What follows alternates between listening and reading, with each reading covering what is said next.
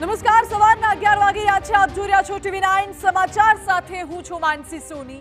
સૌથી પહેલા મોટા સમાચાર રાજકોટથી, જ્યાં બેડી માર્કેટિંગ યાર્ડની ચૂંટણીની જાહેરાત કરવામાં આવી છે અને આ ચૂંટણીમાં ખાસ 5 જુલાઈના દિવસે યોજાશે, જેમાં ચેરમેન, વાઇસ ચેરમેનની ચૂંટણી યોજાવાની છે.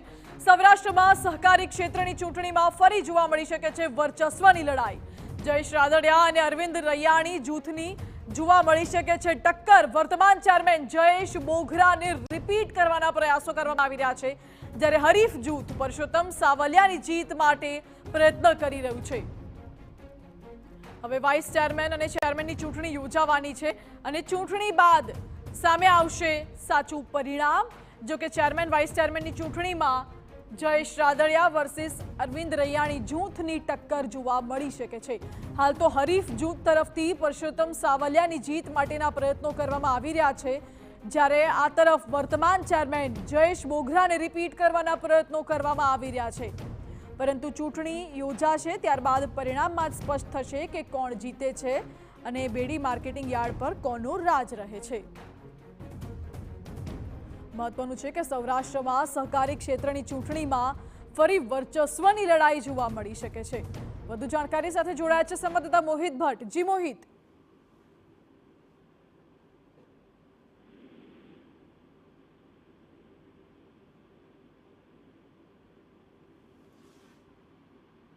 બેડી માર્કેટિંગ યાર્ડની ચૂંટણીની જાહેરાત તો થઈ ગઈ છે અને અપડેટ્સ આપી રહ્યા છે સંવાદદાતા મોહિત. મોહિત, શું છે પૂરી વિગતો?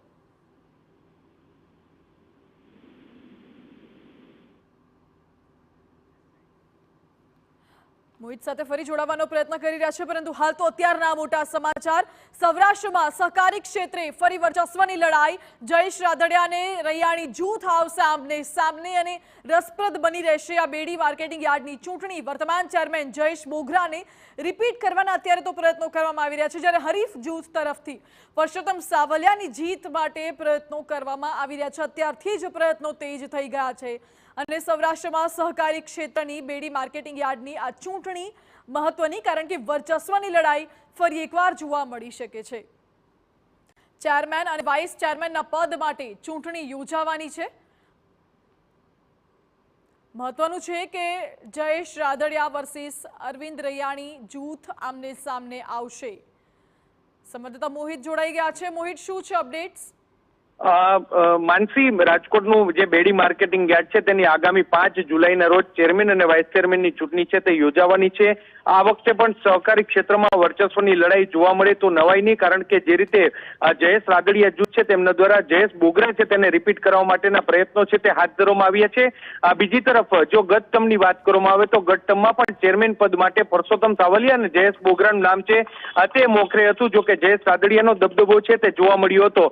આ વખતે પણ જયેશ રાદડિયા વર્સિસ જે પૂર્વ ધારાસભ્ય અરવિંદ રૈયાણી છે તેનું જૂથ છે તે એડી ચોટીનું જોર છે તે લગાવી રહ્યું છે ને ગાંધીનગર સુધી લોબિંગ છે તે કરવામાં આવી રહ્યું છે. 5 તારીખે જ્યારે હવે ચૂંટણી છે ત્યારે જોવાનું રહેશે કે પ્રદેશ ભાજપ છે તે કોના પર પસંદગીનો કળશ છે તે ઢોળે છે. બીજી મહત્વની વાત, જે રીતે ઇફકોની ચૂંટણી બાદ જે સહકારી ક્ષેત્રમાં મેન્ડેટને લઈને સવાલો છે તે ઉઠી રહ્યા છે, ત્યારે જે રાજકોટના બેડી માર્કેટિંગ યાર્ડની ચૂંટણીમાં જે પ્રદેશ ભાજપ છે તેમના દ્વારા મેન્ડેટ આપવામાં આવે છે કે કેમ તે જોવાનું પણ સૌથી મહત્વનું રહેશે.